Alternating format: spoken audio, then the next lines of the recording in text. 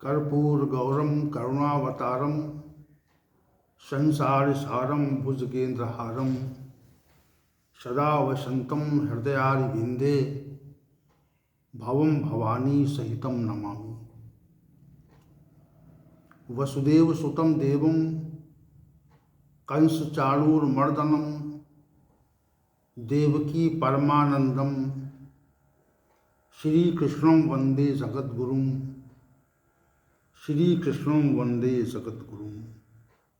कृष्णाय वासुदेवाय हरे परमात्मने प्रणतक्लेश नाशाय गोविंदाय नमो नमः। गोविंदाय नमो नमः। भगवत गीता का ये है विशेष सत्र भगवान वासुदेव की स्पष्ट कृपा से और सभी के सहयोग से नित्य संचालित होता है। और जहाँ तक मुझे आभास हो रहा है कि वे भगवान वासुदेव ही यहाँ नित्य उपस्थित हैं, विराजमान हैं, वे नित्य हैं, उनकी उपस्थिति में अनित्यता नहीं है। जैसे हमारे समाज सत्र जो होता है उसमें अनित्यता नहीं आ पा रही है, तो अनित्यता ना आने पाए इसके लिए नित्य स्वरूप वासुदेव ही यहाँ पर प्रकट हो जाते हैं, प्रकट रहते हैं। और हमारी उन्मुखता इस सत्र के प्रति रहे, इसके लिए वे हमें प्रेरित करते हैं, हमें अवसर देते हैं कि सत्र का संचालन करें, सत्र को आगे की ओर गति देते रहें। तो जो प्रेरणा होती है, जिसको हम प्रेरणा समझते हैं, वह प्रेरणा श्री भगवान की ओर से ही आती है, अन्य की ओर से नहीं आती। ये जो प्रेरणा आ रही है वह श्री भगवान की ओर से आ रही है। जैसे ये जो प्रकाश आ रहा है पृथ्वी पर, ये सूर्य की ओर से आ रहा है। तो चूंकि सूर्य का प्रकाश जो है वह सूर्य की ओर से आते हुए प्रतीत होता है, लेकिन भगवान की जो कृपा है वह आते हुए प्रतीत तो नहीं होती, परंतु वह आती है, रहती है। क्योंकि बिना उसकी कृपा के तो हम कुछ कह पाने में अपने को समर्थ अनुभव नहीं करते, सक्षमता हमारे अंदर नहीं रहती। तो हम उसकी कृपा का जब आश्रय ले लेते हैं तो जो सक्षमता रूपी गुण है वह स्वतः ही प्रकट हो जाता है। तो जो सक्षमता है वह परमात्मा की ओर से आती है। तो जो सूर्य का प्रकाश है उसके आने को हम देखते हैं, अनुभव भी करते हैं, उधर से आ रहा है। जैसे कोई बीच में बादल आ जाए तो अनुभव होता है कि बादल के कारण सूर्य का प्रकाश हमको प्राप्त नहीं हो पा रहा है, और जैसे बादल हटता है वैसे ही सूर्य का प्रकाश हमको प्राप्त होने लगता है। इसका अभिप्राय ये है कि सूर्य का प्रकाश जो है वह हमको आते हुए दिखता है। जैसे वायु है, तो वायु का जो तेज वेग है उस वेग को हम देख तो नहीं पाते हैं, लेकिन उसका अनुभव करते हैं। और ये अनुभव भी दो प्रकार का होता है, एक प्रत्यक्ष अनुभव और एक अप्रत्यक्ष अनुभव, एक परोक्ष अनुभव, एक अपरोक्ष अनुभव। एक सामने प्रतीत होता हुआ अनुभव और एक अप्रतीत होता हुआ अनुभव। तो जो वायु का झोंका है, तेज झोंका, वह हमको दिखता तो नहीं है, उसका लेकिन अनुभव होता है शरीर में। लेकिन परमात्मा की कृपा का जो अनुभव है वह ना तो सूर्य के प्रकाश की तरह से है और ना तो वायु के तेज झोंके की तरह से अनुभव होता है। वह तो दोनों के अनुभव से अतीत अनुभव है। परमात्मा की या श्री भगवान गोविंद की जो कृपा और दया का आभास है वह कार्य रूप में प्रकट होता है। कृपा और दया का कारण तो श्री गोविंद ही हैं, लेकिन जो कारण है उसकी जो दया है जो कार्य रूप में परिणित होती है वह अप्रत्यक्ष रहती है, वह हमको दिखाई नहीं पड़ती। इसलिए इस सत्र में जो उनकी दया कृपा है उसका हम सभी अप्रत्यक्ष रूप से अनुभव कर रहे हैं, अनुभव करते हैं, क्योंकि उसकी कृपा के बिना होता नहीं कार्य है। तो ये जो प्रवचन रूपी कार्य हो रहा चल रहा है ये उसकी अप्रत्यक्ष दया का परिणाम है। तो हम सभी ऐसे भगवान गोविंद को कोटि प्रणाम करके आज के सत्र की ओर बढ़ते हैं और आपको श्री भगवान गोविंद की ओर से पूर्ण आशीर्वाद और मेरी ओर से प्रणाम। तो कल के सत्र में हम लोगों ने अध्याय 13 के श्लोक संख्या 22 के पूर्वार्ध भाग को पूरा किया था और आज के सत्र में श्लोक संख्या 22 का जो उत्तरार्ध भाग है उस पर आज की चर्चा को गति देंगे। और चूंकि ये विशेष बात है कि वह क्षेत्रज्ञ क्या है, श्लोक संख्या 3 का जो प्रश्न है, जो विषय था, जो श्री भगवान के द्वारा निरूपित किया गया था कि वो क्षेत्रज्ञ क्या है, तो वो जो वह जो क्षेत्रज्ञ है इसका जो उत्तर है, उसके विषय का जो निरूपण है वह भी श्लोक संख्या 22 के उत्तरार्ध भाग में निहित किया है श्री भगवान ने। ये विशेष बात है। श्लोक संख्या 3 की ओर जबरदस्ती डालते हैं तो जो वहाँ पर सह पद प्रयोग हुआ था वह क्षेत्रज्ञ क्या है और वह क्षेत्रज्ञ जो है ये तो 20वें के उत्तरार्ध में श्री भगवान ने बताया, निरूपित किया था। वह क्षेत्रज्ञ क्या है? पुरुषा सुख दुखा नाम भोक्तृत्व हेतु उच्यते। सुख दुखों के उपभोग में जो हेतु है वो पुरुष ही कहा, जीवात्मा कही जाती है। एक तथ्य तो ये कहकर श्री भगवान ने वह क्षेत्रज्ञ क्या है इसका निरूपण किया था और वही तथ्य यहाँ पर श्लोक संख्या 22 के उत्तरार्ध भाग में भी उसी को निरूपित किया। परमात्मेति चाप्युक्तो देहि देहे अस्मिन् पुरुषा परा। इस देह में स्थित, अस्मिन् देहे, इस देह में स्थित, अस्मिन् देहे अपि पुरुषा, इस देह में स्थित ये आत्मा वस्तुतः परमात्मा ही है, पर है, वस्तुतः परमात्मा ही है। और परमात्मा इति अपिचा उक्ता, इसलिए उसे परमात्मा कहा जाता है क्योंकि वह उपदेष्टा, अनुमंता, बोधता, भर्ता, भोक्ता, महेश्वरा है। परमात्मा ही है इसलिए परमात्मा कहा जाता है। ये श्री भगवान का कथन है। परमात्मा इति अच्छा अप्युक्तः देहे अस्मिन् पुरुषा परा।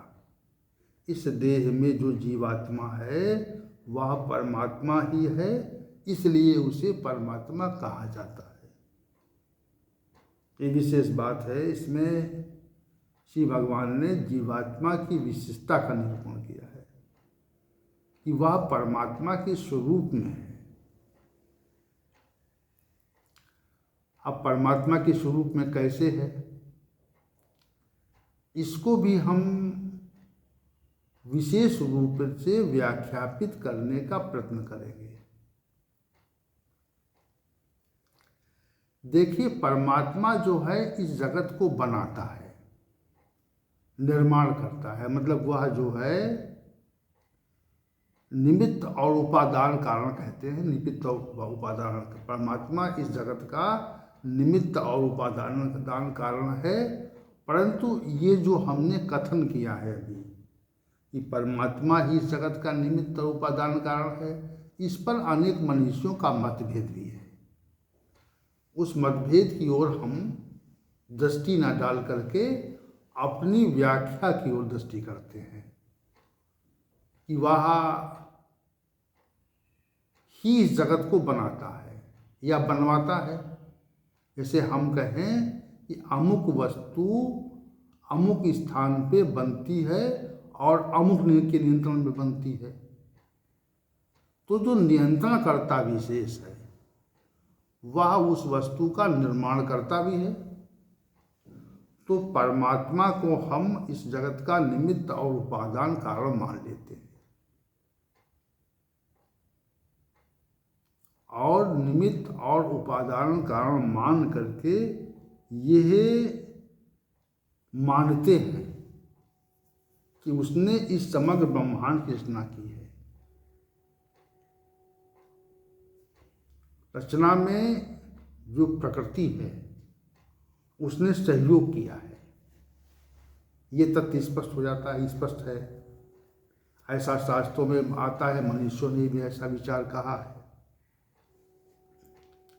तो प्रकृति का सहयोग तो है, लेकिन जो प्रमुख भूमिका है, जो उसके निर्माण का मानचित्र है, कैसे कैसे कैसे कैसे निर्मित होगा, तो वह शक्ति तो परमात्मा के पास ही निहित है, अन्य के पास नहीं है। और इस जगत को चेतन बनाए रखने के लिए, यानी ये जगत चलता रहे, इसके लिए भी परमात्मा ने असंख्य व्यवस्थाएं की हैं। इतनी व्यवस्थाएं की हैं कि उस विषय को हम व्याख्यापित ही नहीं कर सकते। यानी आप जहाँ तक विचार ले जाएंगे, जहाँ तक भी आपका विचार जाएगा, तो वहाँ तक आपको परमात्मा की सत्ता का आभास होगा, क्योंकि यह संपूर्ण जगत परमात्मा का ही कार्य रूप है। उस परमात्मा के द्वारा ही इस जगत का निर्माण हुआ है। तो जब निर्माण हुआ है तो वह परमात्मा ही इस जगत में पूरी तरह से प्रविष्ट है। सब कुछ परमात्मा के द्वारा निर्मित है, परंतु वह हमको प्रतीत नहीं होता। ये विशेष बात है, उसकी प्रतीति नहीं है, उसका आभास नहीं, उसका साक्षात्कार हमको नित्य नहीं होता है।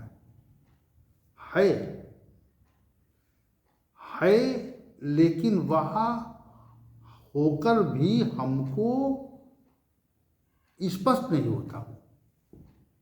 ये विशेष बात है इसके अंदर कि जगत का, ब्रह्मांड का निर्माण तो कर दिया है, निमित्त हुआ या उपादान हुआ, तो सब कुछ होते हुए भी हम उसका आभास नहीं करते। वह अप्रकट है, अप्रत्यक्ष है, अव्यक्त है, प्रतीत नहीं होता है। ये बात सत्य है, ये बात नितांत मानने योग्य है। हम इसके लिए प्रमाण की आवश्यकता नहीं है, साक्ष्य की आवश्यकता नहीं है। सब कुछ बना करके भी वह गायब है, विलुप्त है। ये विशेष बात। जैसे कोई व्यक्ति किसी विशिष्ट आवास का निर्माण कर दे और वह विलुप्त हो जाए, समग्र व्यवस्था हमारे लिए करने के पश्चात वह विलुप्त हो जाए और हम उसकी द्वारा निर्मित विशिष्ट आवास में उपलब्ध वस्तुओं का उपभोग करें।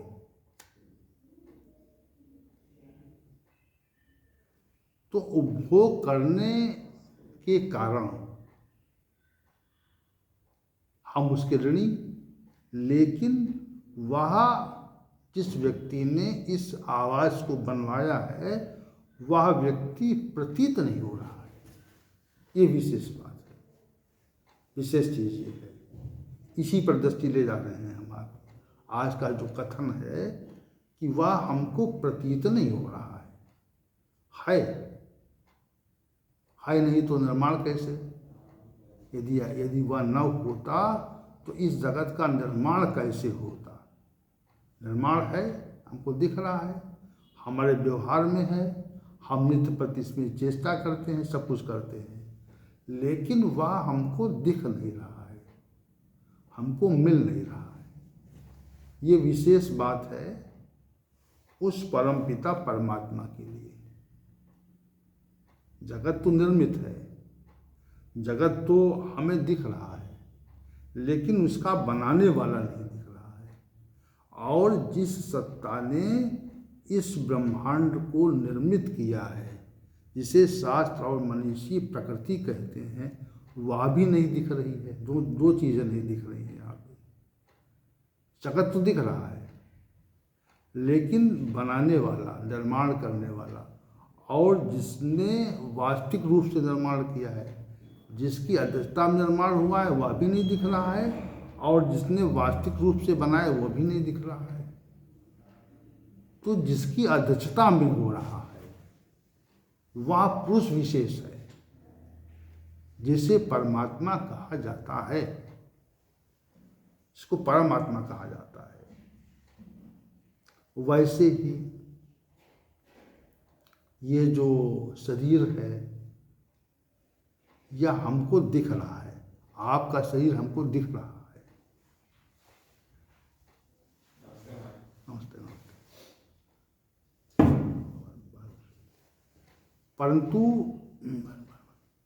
परंतु शरीर जो है, जिसके कारण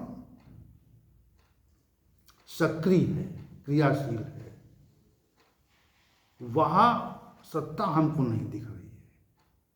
विशेष बात देखिए, परमात्मा के गुणों में और जीवात्मा के गुणों में यही जो है विशेष एक रूपता है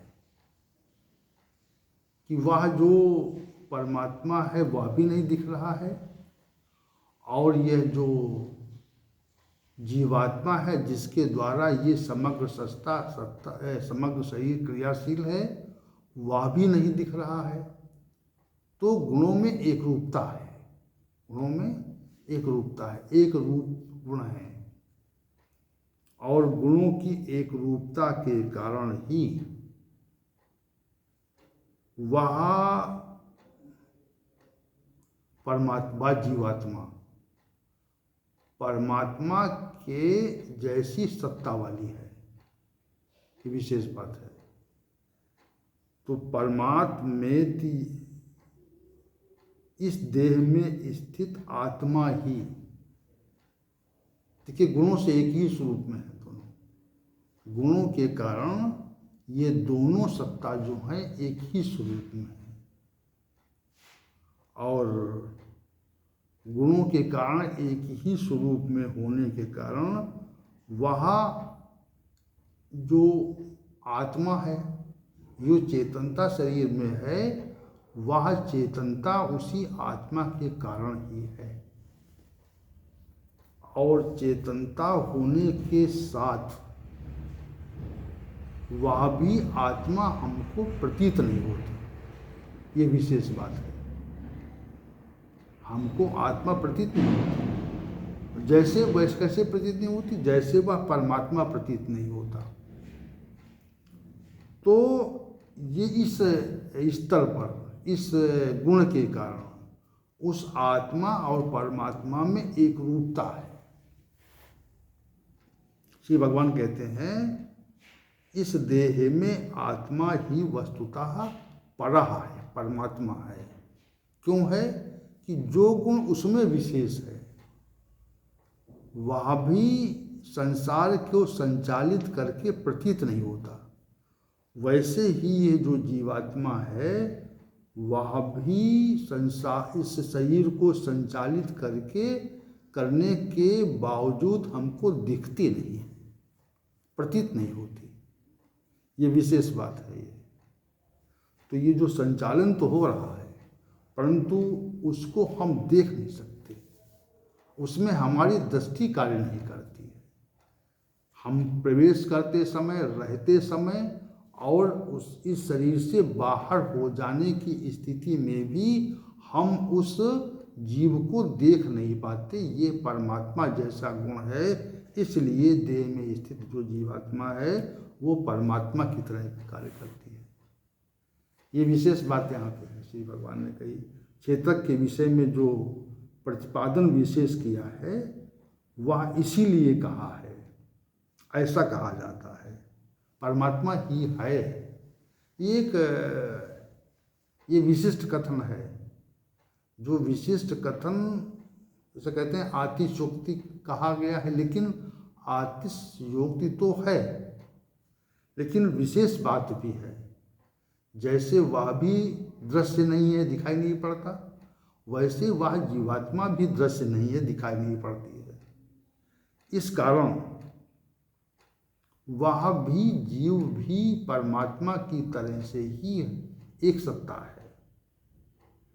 इसलिए श्री भगवान ने उसको, उस जीवात्मा को भी परमात्मा के सदस्य कहा है। ये विशेष बात यहाँ पे श्री भगवान के द्वारा इस श्लोक संख्या 22 के उत्तरार्ध भाग में प्रस्तुत की गई है। बहुत विचार करने पर अन्य गुणों की ओर जब आप जाएंगे तब भी उनमें पर्याप्त, नित्य है, शाश्वत है, सनातन है, स्थिर है, अप्रमेय है, अव्यय है, ये सब जीवात्मा के गुण हैं। वैसे ही परमात्मा के गुण भी हैं। इस भाव से भी श्री भगवान ने इस तथ्य को निरूपित किया है कि वह ये जो आत्मा है परमात्मेति चाप्युक्तो देहि अस्मिन् पुरुषा परा। इसलिए श्री भगवान ने इस तथ्य को कहा कि वह जो है, और उसके जो पूर्वार्ध अंश को विशेष रूप से यहाँ पर प्रकट करते हुए कहा। उपदष्टा भी है, अनुमंता भी है, भर्ता भी है, भोक्ता भी है और महेश्वरा भी है। और महेश्वरा कहने के बाद पश्चात श्री भगवान ने ये कहा कि परमात्मेति चाप्युक्तो देहि अस्मिन् पुरुषा परा। परमेश्वरा कहने के पश्चात उसको और विशेष भाव दे दिया है। तो महेश्वर है, वो परमात्मा भी महेश्वर है, वैसा ही इस देह का जो मुख्य स्वामी जीवात्मा भी महेश्वर नाम से कहा जाता है, ऐसा श्री भगवान का कथन है। तो आज के सत्र को हम इस श्लोक संख्या 22 के संपूर्ण भाग के व्याख्या के साथ संपादित कर रहे हैं और कल के सत्र में भी हम इस पर दृष्टि डालते हुए, इस विषय पर दृष्टि डालते हुए और श्लोक संख्या 23 की ओर बढ़ेंगे। चूँकि यह जो श्लोक संख्या 3 का जो वह क्षेत्रज्ञ वह है जो है और वह जो कुछ भी है, इसका उत्तर श्री भगवान ने श्लोक संख्या 22 के उत्तरार्ध में दिया है। इसका उत्तर क्या है, इस विषय को प्रतिपादित किया है, ऐसा हमें कहना चाहिए। तो श्लोक संख्या 22 जो है आज के सत्र में समाप्त हुआ। वह जो परमात्मा और जीवात्मा उपदष्टा भी है, अनुमंता भी है, भर्ता भी है, भोक्ता भी है, महेश्वर भी है। इसलिए इस